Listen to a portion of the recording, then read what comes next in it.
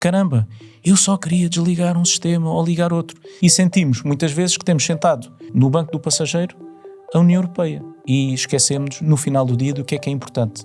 É a experiência de utilização do computador, dos ocupantes e de coisas simples. Estávamos habituados a que a Europa ditasse as regras, estávamos habituados inclusive a que a China até fosse muitas vezes acusada de copiar os europeus. Nós deixamos de conseguir tomar decisões quase no momento, porque não temos elasticidade de burocrática para o efeito. Os chineses conseguem fazê-lo, mudam rapidamente de rumo e com isto a China prova que está a dominar a agenda automóvel a nível mundial. As marcas começaram a fazer carros que conseguiam vender e não carros que as pessoas precisavam ou queriam.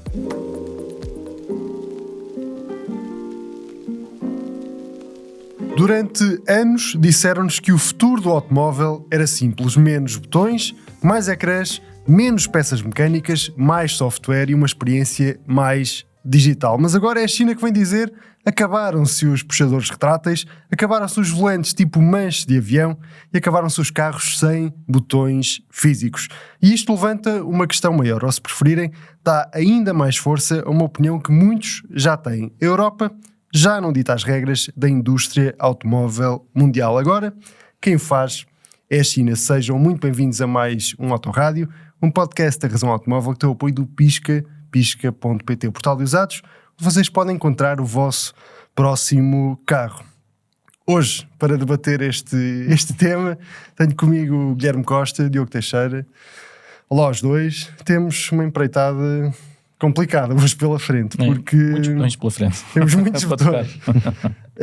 E eu começava, até porque é inevitável, por falar desta transformação que de certa maneira tem acontecido na indústria automóvel. Estávamos habituados a que a Europa ditasse as regras, estávamos habituados inclusive a que a China até fosse muitas vezes acusada de copiar os europeus, sobretudo no que toca ao design, e agora os papéis parece que se estão a inverter. Diogo, achas que isto é um ponto sem retorno? Concordas com esta visão que muitas pessoas têm de que a Europa está a ficar para trás? Qual é que é a tua opinião? Olá, bem, isto sem dúvida que é um podcast com um tema que nós temos abordado muito frequentemente no nosso website, que é esta senda em que a China está em legislar coisas que nós falamos ocasionalmente na Europa, que se calhar deviam ser revistas, são colocadas questões. Nós na Europa, os nossos líderes fazem um comitê, depois mais um comitê, depois mais uma comissão, depois mais uma reunião, e onde decidir sobre os temas eventualmente no futuro próximo. Os chineses, num espaço de praticamente um mês, tomaram decisões relativamente a 3 detalhes que são detalhes que na verdade são mais do que detalhes, nos carros, proibindo especificamente carros de serem comercializados com o que tu disseste no início, com os tais puxadores retráteis que estão muito na moda em muitas marcas. Já vimos recentemente marcas europeias a testar carros nos testes de inverno, nomeadamente a Mercedes, com a nova geração até do Classe E, onde optou por não seguir essa linha e meteu no carro puxadores convencionais. Querem acabar com os botões virtuais ou com os botões sem áptica e mesmo com botões que não permitem obter uma sensibilidade do que estamos a fazer e onde é que estamos a carregar, que faz sentido. E depois querem acabar com os volantes Yoke, que na verdade é muito específico, não há muitas marcas a fazê-lo, a não ser a Tesla. A Lexus tem uma outra vontade também de lançar um produto desses para o mercado, ainda que não o tenha conseguido fazer, mas sim, não é uma coisa, eu acho que isso é mais a lei anti-volantes da Tesla do que outra coisa qualquer. Eu acho que a Europa, com esta facilidade com que a China consegue, por motivos que também às vezes nós não concordamos, que é decide-se e ponto final. Nós na Europa temos uma abordagem um pouco mais democrática das coisas e ouvem-se as partes e há um processo. Os chineses normalmente nestas coisas são um bocadinho mais decididos, mas têm uma agilidade que nós não estamos a conseguir ter. E esta agilidade, na minha opinião, está a estender-se a tudo o que neste momento diz respeito à indústria automóvel. É impossível competir com isto. Nós deixamos de conseguir tomar decisões quase no momento, a reagir, porque não temos elasticidade burocrática para o efeito. Os chineses conseguem fazê-lo, mudam rapidamente de rumo, e com isto, como tu disseste bem, eu concordo, a China prova que está a dominar a agenda automóvel a nível mundial. Eles já são o maior mercado automóvel, mas aquilo que passou de ser um mercado de volume, porque vive lá muitas pessoas e os carros são mais baratos, etc., neste momento também marcam aquilo que está a acontecer aos carros, e o que eles estão neste momento a fazer lá nos carros, estamos nós a pensar fazer cá e ainda não fizemos. Mas vamos fazê-lo, porque olhando para a Europa, o Euro NCAP, e terminando aqui a minha intervenção, o Euro NCAP não é um organismo oficial, é um organismo sem dúvida muito respeitado e que todos consideram ser muito importante, já veio dizer que vários destes pontos que a China agora proíbe vão ser fundamentais para que uma marca consiga obter 5 estrelas na avaliação de um automóvel a partir de, salvo erro, 2027.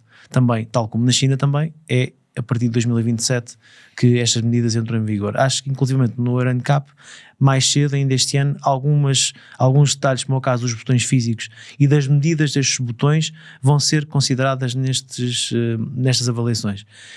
Tem algumas funções essenciais que o Euro NCAP vai começar a avaliar já este ano. É isso. Mas como tu disseste, e bem, o Euro NCAP não é um organismo oficial, e do ponto de vista oficial, quer a União Europeia, quer a Comissão Europeia, Guilherme, ainda não se pronunciaram a este nível.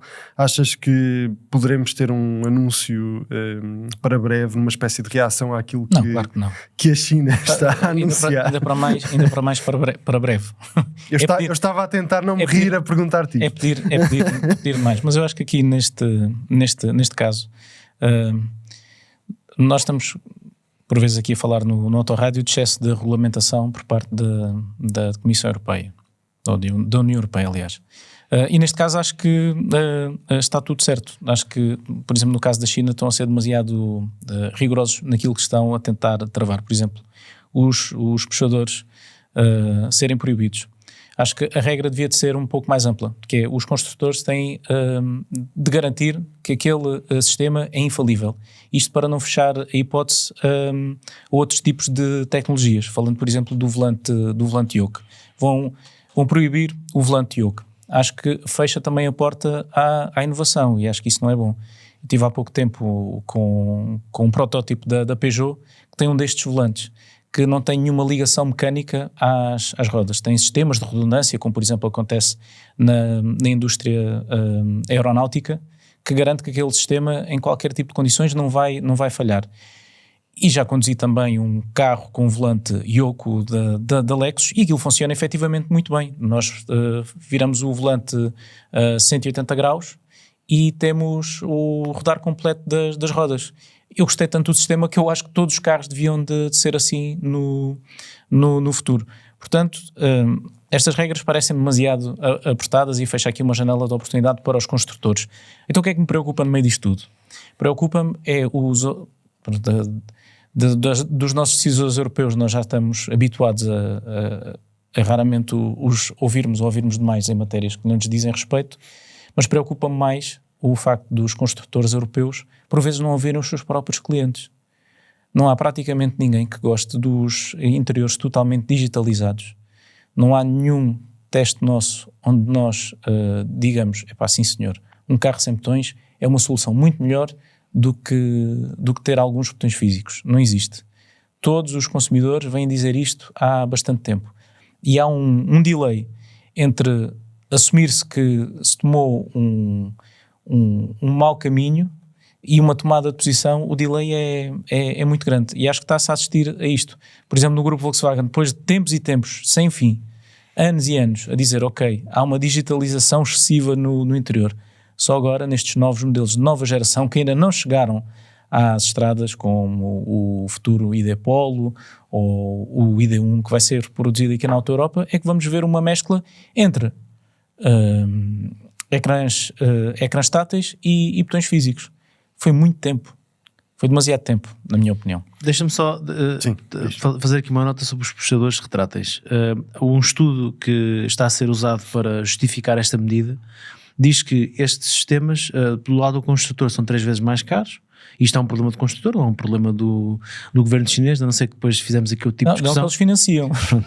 Até, eu não queria eles são proprietários de grande parte das marcas. Foste muito rápido. Até, eu antecipei, mas não vou... Não, mas pronto, sistemas 3 vezes mais caros, até 8 vezes mais falhas, eu acho que aqui é mais importante do que propriamente o valor monetário.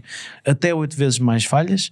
Em testes independentes abriram apenas 67% das vezes após acidente, contra 98% dos puxadores convencionais, mecânicos, porque há outra questão também, é que estes puxadores e retráteis também são, na sua maioria, muitas vezes elétricos. Exato. Têm um sistema mecânico de redundância, mas são elétricos. Depois há marcas que fazem algo que é um híbrido. O puxador é mecânico, apesar de ser retrátil.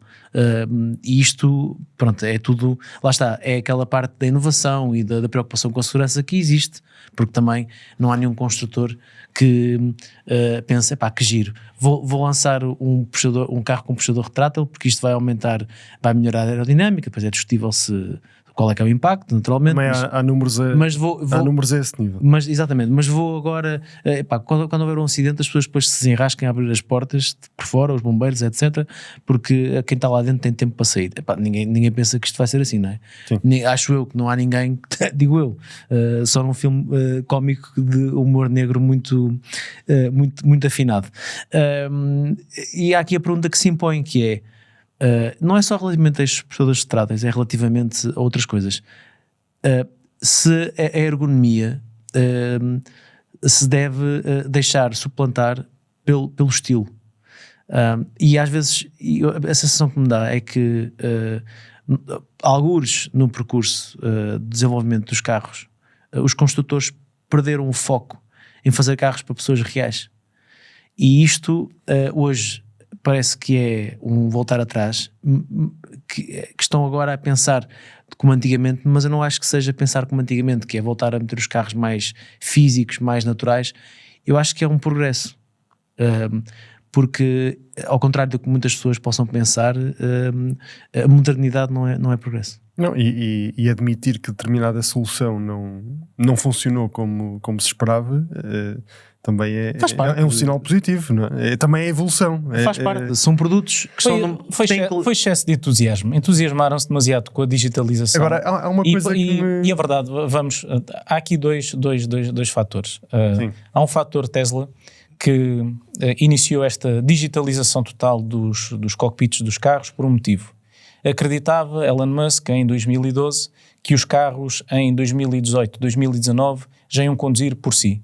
E ouvimos esta promessa vezes sem conta, até deixarmos de ouvir a promessa, porque entretanto começa-se a história do Pedro e do Lobo. Continuas a ouvir a promessa, já não acreditas. Mas já não acreditas nela. E se nós considerarmos que o carro do futuro não vai ter volante, então os botões físicos não fazem, ou táteis não fazem diferença, porque tu não estás a olhar para a estrada.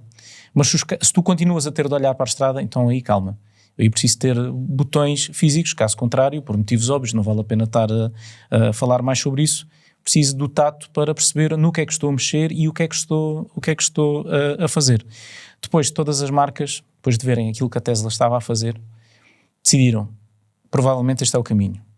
E os consumidores estão a ficar bastante impressionados com este tipo de tecnologias. Portanto, vamos também oferecer isto.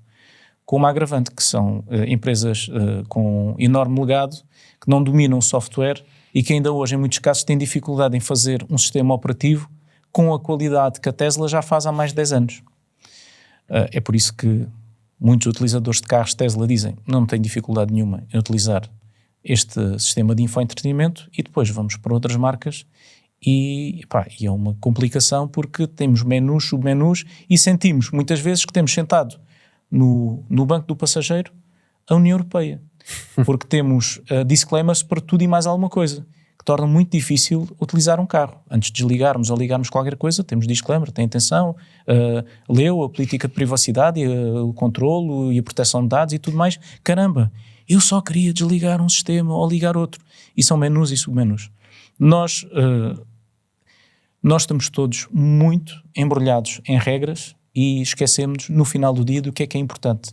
E como dizia o Diogo e bem, é a experiência de utilização do condutor, dos ocupantes e de coisas simples. E estamos a tentar fazer barulho às vezes em coisas que não precisam de ser reinventadas, como a roda ou como os puxadores.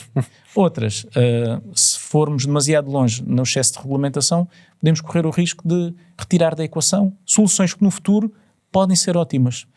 Falando novamente da Tesla, o volante yoke, para não confundir com o woke, é uma péssima solução. Eu já conduzi, aquilo é horrível. É horrível porque sentes que falta-te volante para dar as voltas. Falta-te meio volante.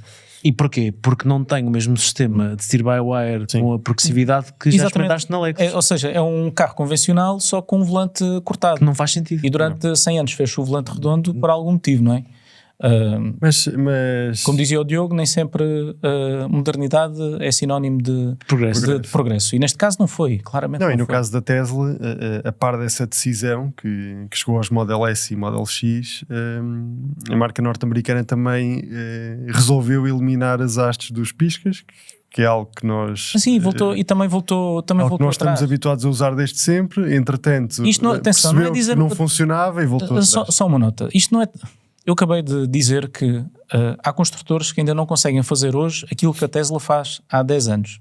Da mesma maneira estou a constatar o óbvio para o positivo da marca, também estou, acho eu, a constatar o óbvio para aquilo que é negativo da marca. E a Tesla serve de exemplo aqui para vários destes pontos, porque mesmo no caso dos puxadores... Há marcas sobre as quais é difícil falar, porque há quase um culto em torno delas.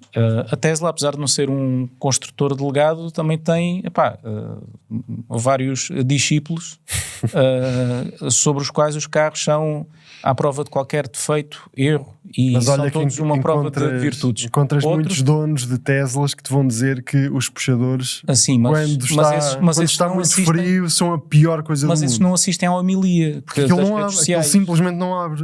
Em países do norte da Europa, mas não é para isso que eu estou a falar. Não é desses que eu estou a falar. Como, por exemplo, também é difícil falar às vezes para os aficionados da Porsche. Olha, sabes quem é que tem uma armada fortíssima nas redes sociais? A Dacia. A Dacia. A Dacia tem uma armada de peso. Mas estes fenómenos de tribo, atenção, eu acho graça a isto. Eu não vejo tribos para frigoríficos, nem para fogões. E isto diz muito o quão apaixonantes são os automóveis, e é bom que assim continue. Ainda bem. Mas centrando aqui a nossa discussão... O problema é o fundamentalismo, desculpa, só para terminar. E acho que a indústria automóvel em alguns casos foi fundamentalista nisto. Sim, problema na indústria automóvel e muitas outras coisas, mas enfim, avançando e centrando aqui a discussão nestes 3 tópicos que nós queríamos trazer para cima da mesa, esta questão dos puxadores tem obviamente implicâncias do ponto de vista da segurança. O Diogo já tocou nesse ponto. É inevitável falar novamente da Tesla. Eu acho que aqui, na segurança, é inevitável falar, por exemplo, da Volvo. E vou explicar porquê. Nós estávamos, quando, por exemplo, os testes do Euro NCAP, que o Diogo falava há pouco, são testes laboratoriais. São, imagina, 30 ou 40 cenários de acidentes. Eu tenho a certeza que os construtores, naqueles 30 ou 40 cenários, os puxadores funcionaram sempre. O problema é que a realidade é de uma multiplicidade de acidentes que não se compadece com 30 ou 40 cenários. E como o Diogo dizia há pouco, há muitos desses cenários onde a verdade é que estes sistemas não funcionaram. Funcionaram apenas em 67% das ocasiões nesse estudo independente que um de vocês mencionava há pouco. E foi por isso que no início, quando na década de 90 apareceu este organismo, o Euro NCAP, teve guerras gigantescas com a Volvo. Porquê? Porque a Volvo dizia: eu não posso fazer os carros de acordo com aqueles que são os vossos testes, porque senão vou fazer carros menos seguros. Eu não vou fazer os meus carros para ter 5 estrelas nos vossos testes, eu vou fazer carros para que na vida real eles salvem vidas. Tanto que os testes do Euro NCAP não são iguais desde a década de 90. Todos os anos vão evoluindo, todos os anos vão alterando, para este diferencial entre aquilo que é a realidade e aquilo que é um teste laboratorial seja cada vez mais pequena. Mas houve uma altura em que a distância era tão grande que a Volvo disse, eu não quero ter 5 estrelas, eu prefiro que os carros sejam mais seguros. Nem sempre, porque o Euro NCAP tem recentemente tem sido alvo de bastantes críticas por alguns episódios de penalização de modelos que deixam de ter acesso a estrelas, a 3 estrelas, passam a ter 1 estrela por não terem uma outra funcionalidade. Um airbag lateral. Por exemplo, um avisador de estar alguém no banco de trás, ou estar, por exemplo, a Dacia teve esse problema e a Renault em alguns modelos, relativamente a algumas tecnologias que os carros não tinham e que a maioria das pessoas nem sequer tem noção que essas tecnologias existem e ninguém sabe muito bem às vezes para que é que elas realmente servem. E só mais uma nota, Diogo, é importante dizer que um carro com 3 estrelas ao dia de hoje é um carro mais seguro do que um carro com 5 estrelas há 10 ou há 15 anos. Sim, totalmente. Mas fruto destas mudanças de regras que distorcem não a segurança dos carros, mas sim a atribuição de estrelas, dá-se uma percepção errada dos carros. Mas esta questão da segurança é tipo o seguro da casa. O presidente? Não. Não. Não. É tipo o seguro da casa ou o alarme, que é às vezes para a maioria das pessoas isto só se faz sentido ter atenção quando acontece. Quando tem um acidente, quando passa pela infelicidade de ter um acidente relevante e que de facto provoca danos ao veículo e que potencialmente pode provocar muitos danos aos ocupantes. E este é um tema que, apesar de os carros hoje, por vários motivos, serem mais seguros, por terem sistemas de tudo e mais alguma coisa que impedem que saiam da faixa de rodagem, que impedem que façam isto e aquilo, a verdade é que também há muitas distrações cada vez mais ao volante, não só proporcionadas pelos carros, mas porque muitas pessoas também vão no carro vão com o smartphone na mão. Há um estudo muito recente que diz que continua a crescer o número de pessoas que utilizam o smartphone enquanto estão a conduzir. Por isso, diminuir distrações ao volante em questões tecnológicas, parece-me que faz sentido, porque nós temos um carro, como o Guilherme estava a dizer, que enquanto estamos a conduzir, nós queremos fazer alguma coisa, ok, temos um sistema de infoentretenimento, não há forma de operar sem ser colocar a mão no ecrã. Isto devia ser logo um alerta vermelho para quem está a desenvolver um produto, pensar, espera lá, então mas a pessoa está a conduzir, vai querer um menu, depois vai querer desligar alguma coisa, depois vem um aviso, porque na Europa tem que cumprir um regulamento e eu tenho que quase assinar um contrato enquanto estou a conduzir para aceitar uma condição de que se fizer isto posso não sei o quê. Sinceramente, a dada altura acho que perdemos um bocado a noção, porque as marcas começaram eu tenho uma teoria para isso, pode estar redondamente errada, mas é a minha teoria e carece de prova científica, que é, as marcas começaram a fazer carros que conseguiam vender e não carros que as pessoas precisavam ou queriam. Entram num concessionário, vêm muitos ecrãs, vêm muitas cores e ficam impressionadas com aquilo. Depois começam a ficar menos impressionadas durante a utilização dos carros. E acho que foi aqui que nós perdemos. Depois há também uma parte da digitalização que é importante falarmos. Estávamos a falar, por exemplo, dos puxadores, que são 3 a 4 vezes mais caros do que um sistema convencional, mas há também o reverso da medalha. Há sistemas que são muito mais baratos, e é muito mais barato fazer um ecrã do que fazer botões, porque os botões têm de ter tato, têm de transmitir qualidade, têm de ter peso, têm de ter um determinado material, e é muito mais barato colocar ecrãs do que colocar ou mostradores físicos ou colocar os botões. Eu recordo-me de ter falado há 3 anos, quando o pai da plataforma MQB, um engenheiro que agora não me recordo o nome, vou tentar ao longo deste episódio recordar-me, e ele foi durante muito tempo responsável da Audi, e foi ele inclusivamente o pai do Audi TT. E ele preocupava-se com coisas que parecem tão simples, mas que ele dizia que o carro as pessoas têm de receber aquilo que merecem pelo preço que estão a dar. O peso da chave, a resposta de um comando. É aqui que se faz a diferença entre um carro excepcional e um carro convencional. No dia em que é tudo botões, não há diferenciação nenhuma. E então isto foi no âmbito do carro alemão do ano, do German Car of the Year. Ele foi um dos convidados, e ele pegou numa chave do Audi TT de primeira geração e teve ali a discorrer sobre o peso e dizer que para os carros da Audi chegaram a colocar pesos no interior da chave, porque o peso também dava uma percepção de qualidade diferente. E do outro lado tinha um cartão, já não me recordo, uma chave tipo cartão, sem peso nenhum. Depois foi a detalhes tão interessantes como, repara como este botão tem este rebordo em metal. Isto é para ter uma temperatura diferente do plástico e para a pessoa ter a experiência sensorial também conta.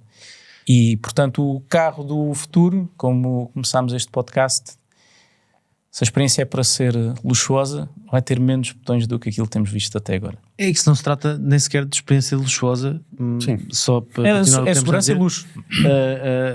Trata-se mesmo de fazer carros que são conduzidos, não são carros que, como o Guilherme disse há pouco, que estão pensados para um ambiente em que não há volante e não há... Pronto. E ao ponto que nós vamos ver os requisitos que a China exige para estes comandos, nomeadamente para os botões. Eles fixaram dimensões mínimas para os botões, foram obrigados a fazê-lo, porque não vai às vezes alguém se lembrar de colocar uma coisa muito pequenina porque é mais bonito. A posição fixa, poderem ser operados às cegas. O que é que isto significa? Significa que o condutor deve conseguir usar o botão sem estar a olhar para ele. Porque na verdade nós estamos a conduzir, nós estamos o carro, ao contrário do que muitas vezes ouço dizer, o carro não é uma sala de estar, não é um smartphone com rodas, por mais que queiram apelidar isso. O carro é um objeto em movimento que partilha estrada com outros objetos em movimento onde seguem seres humanos lá dentro, muitas vezes a velocidades diferentes, com trânsito, com potenciais perigos, e em acidentes, opostos. Tudo e mais alguma coisa. Não é um sítio onde nós estamos ali na mera cavaqueira e agora posso fazer o que me apetecer ao volante. Isso não é, porque tu podes fazer isso no teu carro, se quiseres, mas é sozinho. Numa estrada não está ninguém. Epá, e se tiveres uma estrada só para ti e quiseres fazer isso, tu é que sabes. Agora, numa estrada onde estão outras pessoas, onde estão milhares de pessoas ao mesmo tempo, nós termos veículos onde é possível circular neste ambiente completamente de distrações, isto é ridículo, não é? Se pensarmos bem, não faz sentido rigorosamente nenhum o ponto a que estes carros chegaram. E agora estão a voltar para trás e fiquei bastante admirado por a Volkswagen ter feito esta manobra de voltar para trás, porque nós às vezes achamos que é sempre destes grandes construtores que parece impossível de fazerem voltas. Mas era um bocado inevitável. Dizes tu, mas... Não, o sistema não funcionava, era inevitável. Criaram que funcionasse. Sim, mas podiam, às vezes, mas foi muito pouco tempo, porque os carros que começaram a ter volantes ápticos têm 4 anos, portanto não foi agora. Ou seja, inclusivamente chegaram a fazer mudanças em renovações de meio de ciclo de produto. Isto chegou ao ponto de a Mercedes lançar o CLA e ainda antes do lançamento, já com algumas unidades produzidas, fazer alterações no volante do carro porque tinham ido longe demais na ausência de botões físicos. E eu agora pergunto, como é que nós sabemos perfeitamente que as dezenas, é uma realidade, de unidades e de protótipos de teste fazem em conjunto milhões de quilómetros antes dos carros serem aprovados eu tenho uma teoria para sair da linha de montagem. Seguindo o raciocínio do Guilherme, eu também tenho uma teoria sobre isso. Não, mas a questão é como é que... Queres que eu vá buscar alumínio para meteres na cabeça? Como é que chegamos até aqui? Eu vou dizer qual é que é a minha teoria sobre isso. A minha teoria como sobre é que a Volkswagen lança carros com sistemas que não funcionam? Como é que a Mercedes... A teoria é simples. Chega a produzir carros e depois volta atrás. Não é uma conspiração. A teoria é muito simples. Isto é um automóvel, no final, quando chega vemos o carro, não é? O carro está aqui, é um carro novo, é espetacular, etc. Até àquele momento, isto foi um jogo de forças de engenheiros, designers, departamentos de comunicação e marketing, que às vezes nem temos ideia. Só falta, às vezes, querem-se matar uns aos outros quando estão a fazer um carro, porque, eu gostava mesmo era que o nosso carro fizesse isto. Vem um engenheiro, mas tu és maluco, tu achas que é possível isso acontecer? Não pode ser, isso vai contra as regras. Chega um designer, pois, mas se calhar até conseguimos, e depois vem o tipo da comunicação, não, mas é que depois pode haver um problema, porque afinal já houve um problema no passado com isso, caso fizermos isso outra vez. É um processo super complexo, e há centenas de pessoas envolvidas, e depois há líderes de cada departamento que têm que acalmar as hostes, calma, que isto... E eu acho que houve muitas cedências que foram feitas, departamentos no desenvolvimento destes produtos, houve departamentos que tiveram um peso a mais nas decisões que não deviam ter tido. E claramente, e isto é ao contrário do que se possa pensar, eu acredito mesmo que em algum momento deixaram de se ouvir designers, porque eu quero acreditar que os designers que estão dentro do automóvel, regra geral, sabem o que estão a fazer, e desenhar um carro é também desenhá-lo para pensar na experiência do utilizador, e esse é o trabalho de um designer. O designer é o que faz, o estilo é uma coisa, depois há o design é como é que as peças estão arrumadas, como é que elas estão dispostas, quando estamos sentados, quando colocamos a mão para regular o banco, se tiver um banco elétrico, o que é que eu sinto logo, se é fácil, se não é. Isso é o design das peças, é a ergonomia, tudo isso. Estaria aqui o Fernando a falar disto muito melhor do que eu. E acho que estas pessoas ou foram muito mal contratadas quando foi o processo de recrutamento, disseram uma coisa e chegou lá e na verdade eles sabiam fazer outra, ou se não perderam muita força para vontades, de mostrar vanguardismo, de mostrar a diferença, de mostrar que estão muito à frente, e então vamos fazer volantes com áptica em que não há botões, nós passamos o dedo e aquilo mexe-se tudo, então tu fazes assim e aumentas o volume ao mesmo tempo mudas a faixa, que é uma coisa que é dantesco, não é?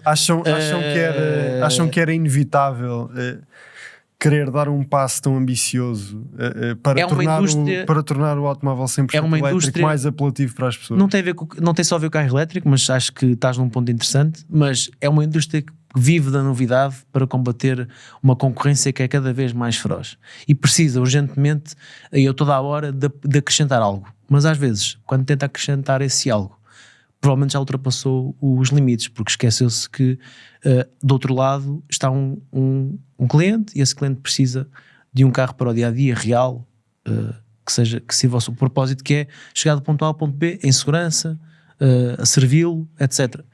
E isto não sou só a dizer.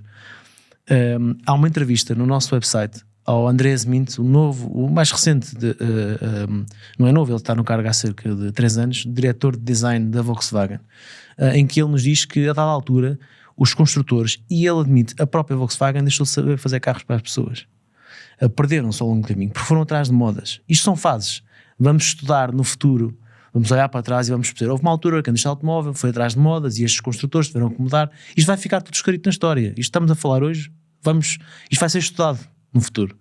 Houve uma altura em que estes produtos se perderam, e não é só nos automóveis, isto já aconteceu em muitos outros produtos que nós temos acesso, já aconteceu nos telemóveis, depois para os smartphones, fizeram-se telemóveis com funcionalidades completamente absurdas, smartphones também com funcionalidades absurdas, e acabamos sempre por ficar naquilo que é o mais simples e o mais fácil de utilizar, e porque no final estes produtos são para isso, são para ser utilizados, não são para ser admirados. Para isso os carros ficavam expostos e ninguém lhes tocava. Eu acho que esse ponto é interessante. Basta recordar que quando se começou a conseguir reduzir o tamanho dos componentes, que havia uma luta para ver quem é que conseguia fazer o telefone mais pequeno e mais leve. Muitas vezes sem necessidade da Motorola, pelos vistos ganhou essa guerra. Mas não era isso que efetivamente... Mas pegavas uma lupa para carregar nos números. Depois carregavas no 1 e carregavas também tipo no 4. Inclusive havia a possibilidade de encomendar, através vindo da China, já telefones hiper pequenos, mas isto, naturalmente muitos anos mais tarde. E hoje, repara, vais comprar um smartphone e toda a gente, eu quero ou um ecrã grande ou um ecrã maior, mini tab. E houve uma altura em que lembro, como eu queria dizer, uma altura era que tipo, quanto mais pequeno melhor, não é? O mundo muda e no final parece que fica aquilo que é o mais útil. O mais útil, mas e é importante não nos esquecermos de quem somos. e voltando à Volkswagen, eu acho que a Volkswagen se esqueceu de quem era durante muitos anos. Felizmente não se esqueceu para sempre e agora está a voltar atrás ou a seguir em frente. Estamos a voltar a ver Volkswagens que parecem Volkswagens, e eu acho que o consumidor tradicional, e por isso é que há pessoas que gostam de marcas e outras gostam de outras marcas, quem compra um Volkswagen não está à espera que tenha eventualmente a última tecnologia, ou que seja o carro de maior vanguarda. Está à procura de um produto sólido, que seja um compromisso, que seja duradouro para vários anos. Tanto que se vê uma linha contínua nos carros do grupo Volkswagen. Quando tentaram fazer esta quebrar com o passado, nomeadamente com a primeira geração dos modelos ID, tirando o ID Buzz, que foi bem recebido, porque recordava um modelo do passado, todos os outros não o foram. E as marcas esqueceram-se não só do que os clientes querem, ou esqueceram-se muitas vezes daquilo que não sabem fazer. A Cariad, a empresa de software da Volkswagen, aquilo que estavas a dizer há pouco, parece que aquilo tinha de ser uma casa de loucos, de pessoas a tentar desenvolver um software, mas que entretanto tinham um objetivo final, mas várias concessões entre departamentos, e no final ficaram com um produto com muitas concessões, é verdade, e completamente distorcido daquela que era o objetivo final. E eu acho que é isto que acontece em muitas marcas europeias. Como temos uma cadeia de decisão muito grande, em cada patamar vai-se distorcendo um pouco mais o produto. Por isso é que na China as coisas são feitas muito mais rápido. E estas mudanças também são feitas porque é um mercado que fala apenas a uma voz. O governo dita, os construtores fazem.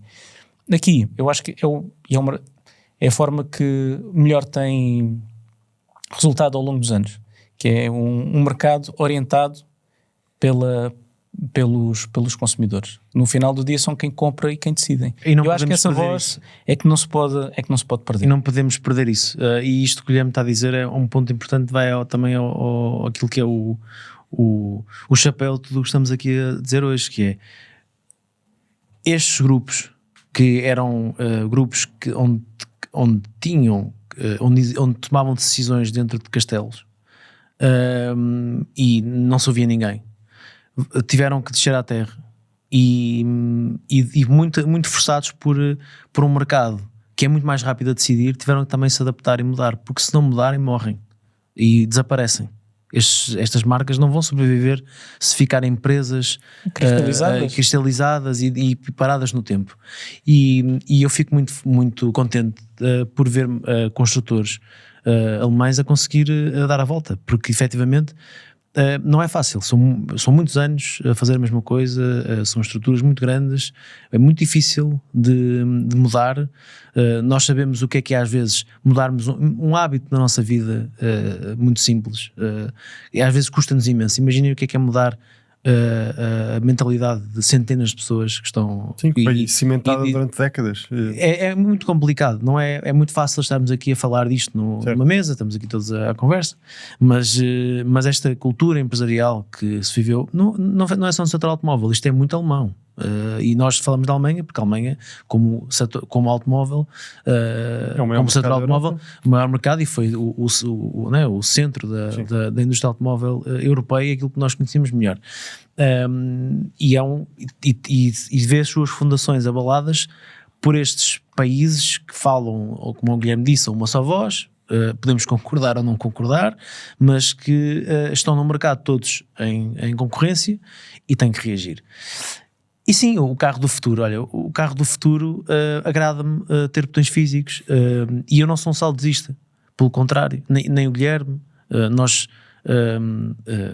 nem podemos ser, nós estamos neste momento num formato de áudio que é um formato de áudio do mais, eu não queria usar a palavra moderno, porque moderno, como disse, não é progresso, mas é do que as pessoas querem, não é? E o que as pessoas gostam de ouvir. Nosso formato que mais cresce. Temos um órgão de comunicação social digital, portanto, se há alguém que gosta de promover o digital e a utilização de conteúdos digitais, somos nós.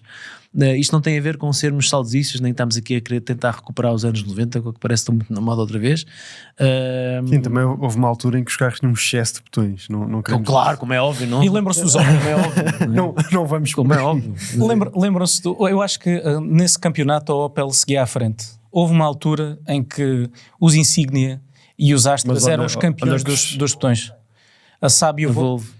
A Saab tinha... Olha, a Saab é uma pena não haver uma reconquista de algumas coisas que a Saab tinha. É uma marca com uma longa tradição na indústria aeronáutica e tinha um night panel, que era tu poderes clicar num botão e a única coisa que vias no interior do carro era o velocímetro. E mesmo o velocímetro só estava iluminado na parte que realmente importava. Tudo o resto apagava-se. O que não podia contrastar mais com aquilo que se passa atualmente, que são luzes e LEDs. Confesso que é algo que me incomoda muito só à noite ter em alguns carros 3 ecrãs com... É cansativo, não é? É muito cansativo. É algo que eu não aprecio particularmente. Mas... Olha, posso só dizer que eu acabei de receber um documento, tenho que partilhar com o Pedro Contreiras, que está na Regi, que agradecer-lhe hoje, com um guia para o que vamos fazer na próxima semana, que é ir para a Itália testar vários modelos da Lamborghini. Desculpem lá ter metido isto também no podcast. E a propósito disto, recebi um guia de avisos e um dos avisos é o que fazer se existir um problema elétrico e a porta não abrir. Olha. E então é uma imagem onde podemos abrir a porta de forma manual. Está a ver? Não, mas isso... Aquilo estavas a dizer. Não faz sentido limitarmos isto a isso. Mas olha, isso é um tema. Pessoas que compram determinados carros de determinadas marcas e que não fazem ideia como é que os puxadores manuais do carro funcionam. É verdade. E isto é irresponsável por parte de quem vende o carro e, desculpem que diga, mas também é responsável por parte de quem o compra, porque se fosse eu não estaria seguro em colocar o meu filho dentro do carro se não fizesse a mais pequena ideia como é que a porta se abre de forma mecânica ou de forma manual. Mas, Diogo, eu estava-te a ouvir falar de progresso e resistências e tudo mais, e estava a lembrar-me de outra novidade que ficámos a conhecer recentemente, que foi o interior do primeiro Ferrari 100% elétrico. Certo. Que me parece, sinceramente, que é um exemplo feliz de como podemos ter um habitáculo progressista, mas que ainda assim tem algumas soluções que acabam por ser analógicas. Achas que também és dessa opinião, que a Ferrari conseguiu um bom compromisso entre estas duas coisas? Eu tenho um artigo de opinião a marinar sobre isso, que ainda não tive tempo de o publicar, mas prometo que eu vou fazer. Provavelmente quando este podcast for para o ar já está publicado. Quando vi as imagens do interior do novo Ferrari Luce, que é assim que se chama, o Ferrari Luz, eu pensei, olha, a Ferrari viu a luz. E Ferrari precisava de ver a luz. E precisava de ver a luz. E aqui nós estamos a falar de o carro ser elétrico, por isso certamente que vai motivar por parte de quem está a ouvir. Provavelmente muitas pessoas vão ficar com um grande rancor porque a Ferrari vai lançar um 100% elétrico, algo que já sabia há bastante tempo. Chegamos a ser acusados de publicar fake news por dizermos que a Ferrari ia lançar um carro elétrico. Nós de facto conseguimos às vezes ler comentários inacreditáveis. E quando vi as imagens e os vídeos que saíram do carro, pensei, a Ferrari acertou. E é muito interessante como é que a Ferrari conseguiu fazer isto. A Ferrari até há bem pouco tempo tinha interiores nos seus carros, podemos dizer, sofríveis, não só a nível do que oferecem para o produto que é, desfasados do exterior muitas vezes, se bem que recentemente o exterior também não está a passar pela melhor fase para muitos dos críticos. Eu não vou entrar por aí porque não vamos falar sobre a Ferrari. Eu acabei de sair do 849 Testarossa. Sim. Por esta altura deste podcast também já deve ter sido. Também podes falar sobre isso. Também posso falar sobre isso. Só aquilo que me foi Concordas com o que eu estou a dizer? Em parte. Okay. Em parte. Houve um excesso de digitalização dos interiores, claro que sim. Não, bem, e a organização das coisas e o sistema de infoentretenimento. A falta de organização, torna-se tudo demasiado complexo e difícil de operar. Neste 849 houve uma tentativa de voltar atrás, mas mesmo assim eu tive a oportunidade de discutir isso com a equipa de desenvolvimento.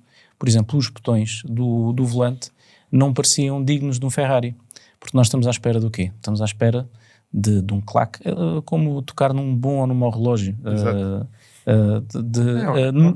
de €500 000. Nobreza mecânica, não estou à espera de ver um piano black. Pá, isso é como uma peça de alta costura e uma peça de um grande grupo de retalhista. Pronto, não é? Há uma expectativa. Há uma diferença entre, sei lá, entre aquilo que é a tendência. A tendência se calhar encontras na Bershka, não sei, quando eu era miúdo era isto, mas se calhar há uma intemporalidade de outro tipo de marcas, que é isso que se calhar um cliente Ferrari procura, não é? Por fora eu acho que os carros ao vivo têm um impacto e têm uma magia que não é só o símbolo, acontece mesmo. Há quem diga que desde que deixaram de ser desenhados nos estúdios Pininfarina houve um retrocesso em termos de design. Eu acho que finalmente a Ferrari voltou a reencontrar-se e neste 849... Eu tive essa sensação quando vi pela primeira vez o 12 cilindros ao vivo.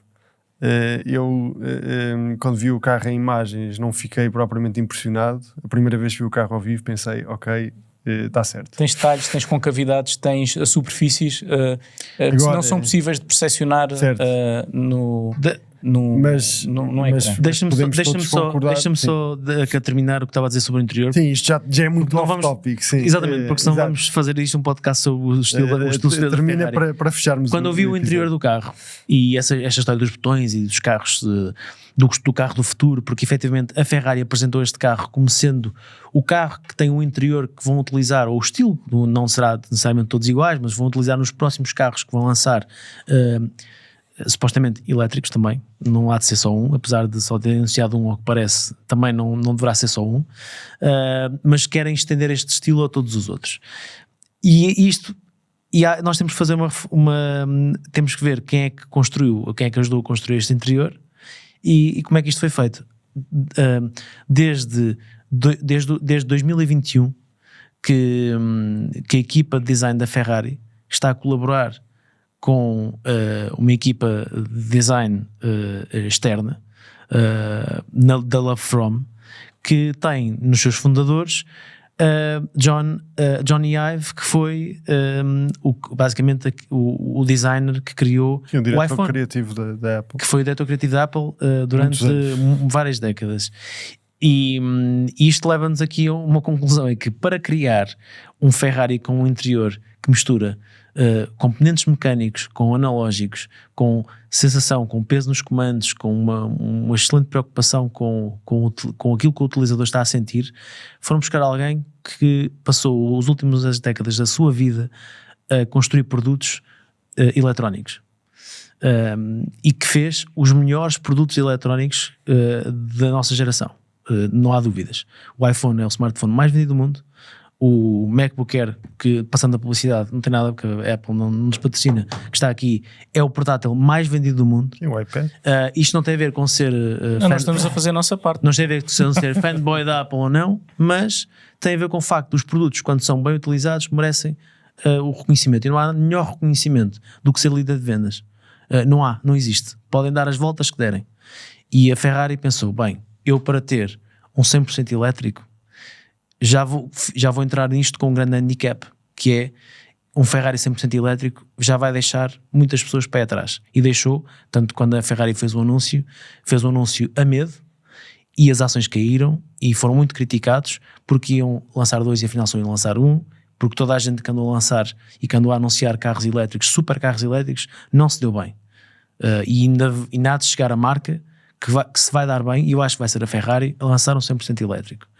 Atenção, 100% elétrico, um super carro. Sim. Não estou a falar de carros para as pessoas comuns, estou a falar de carros especiais. Vemos o que aconteceu na Rimac, por exemplo, o que é que o Mate Rimac fez. Também agora foi muito rápido lançar um carro com motor de combustão interna, porque era muito mais interessante e porque também precisa de vender carros e ganhar dinheiro. Portanto, a Ferrari faz isto e pensa, ok, eu tenho um problema, eu tenho isto, como é que eu posso melhorar isto? E eu vou criar um carro com um interior inacreditável, ou pelo menos tentar que vender este carro com um interior inacreditável. E a resposta foi imediata, as ações subiram logo no próprio. E eu acho que eles conseguiram. Eu sei que há muitas pessoas que provavelmente não gostam, e não acho que seja um tema de ou se ama ou se odeia, não acho. Há casos em que não me parece que seja, mas olhando para aquilo que a Ferrari fez no interior deste Ferrari Luce, independentemente de ser elétrico ou não, esqueçam isso. Estamos a olhar para o interior do carro, combinar elementos digitais com elementos analógicos, utilizar alumínio, uma peça inteira de alumínio para a consola central, utilizar peças maquinadas de alumínio para comandos. Isto é a Ferrari que devia ter existido sempre e que alguns no tempo deixou de existir para dar lugar a coisas menos nobres. E mesmo assim, mesmo fazendo isso, nunca deixou de estar em altas nos últimos anos. Portanto, a Ferrari saiu da sua zona de conforto e é um exemplo para todos os construtores. Saiu de um castelo, foi buscar fora da empresa alguém que não tem nada a ver com a indústria automóvel, e a equipa de design, que tem sido super criticada até por muitos fãs da marca, por seus designs recentes, foi buscar alguém que faz um produto completamente oposto, que é um smartphone, que é um Mac, qualquer coisa, e disse-lhe, vamos trabalhar em segredo durante 5 anos para construir o interior do futuros Ferraris. E eu acho que foi a maior prova de que a Ferrari, sinceramente, é uma marca que está mais viva do que nunca. E acho que é tudo o que estamos a dizer hoje. Toda a gente olhar para a Ferrari e pensar, eles foram buscar pessoas que sabiam que se fazia, como se fazia produtos para as pessoas. O interior está magnífico, respeita a heritage da marca, olha-se, e apesar de ter ecrãs e ter digitalização, não precisava ter o logotipo do cavalinho rampante no volante para nós dizermos isto é um Ferrari. Nós percebemos pelo código de cores, pela fonte, pela forma como as coisas estão dispostas. Há ali um claro elogio ao passado e, sem dúvida nenhuma, também uma vénia ao futuro. Portanto, eu acho que o caminho da Ferrari, se não olharmos para a Fórmula 1, está aí de vento em popa. Qualquer dia podemos fazer um podcast sobre Fórmula 1. Agora nem podem dar a fundo isto, aparentemente. Os carros deste ano, deste novo regulamento, davam um podcast. Davam. Mas eu não sou melhor, eu não posso sentar. Eu também não. Podemos fazer, e há muitas pessoas em Portugal que percebem de Fórmula 1 como se não houvesse amanhã, e podemos convidá-los. Falar sobre Fórmula 1, eu fico desta vez a assistir, ou pelo menos colocar dúvidas e questões, porque há muita coisa que eu não estou a entender na Fórmula 1. Fica aqui a ideia, a parar no ar, mas eu aproveitava, Diogo, que falaste em Apple, falaste em Johnny Ive, para fazer aqui uma ponte que é óbvia e dizer que... O nosso patrocinador. Calma. E dizer que... Isso não é óbvio. E dizer que no futuro os automóveis não vão ser tablets sobre rodas, como quase já estava escrito numa lápide de pedra por muitas pessoas. Naturalmente podem encontrar em piscapisca.pt carros com mais ou menos digitalização, com puxadores embutidos ou puxadores mecânicos. Encontram lá mais de 50 mil hipóteses e estou seguro que vão lá encontrar um carro que consiga responder às vossas necessidades. Meus senhores, eu diria que damos por terminado este Autorádio. Voltamos na próxima semana. E se ainda não carregaram no botão da subscrição, se não estão a ver através do YouTube... Não é físico, mas carreguem. Mas carreguem no botão. E se não estão a ver através do Spotify, do Apple Podcast, no ver ou ouvir. Obrigado por estarem desse lado. E se estiverem a ouvir no carro, não se distraiam a mexer no ecrã. Tenham cuidado com o sistema de entretenimento, não operem, não vão até muitos submenus. Estou a conduzir. Grande abraço a todos e até à próxima semana.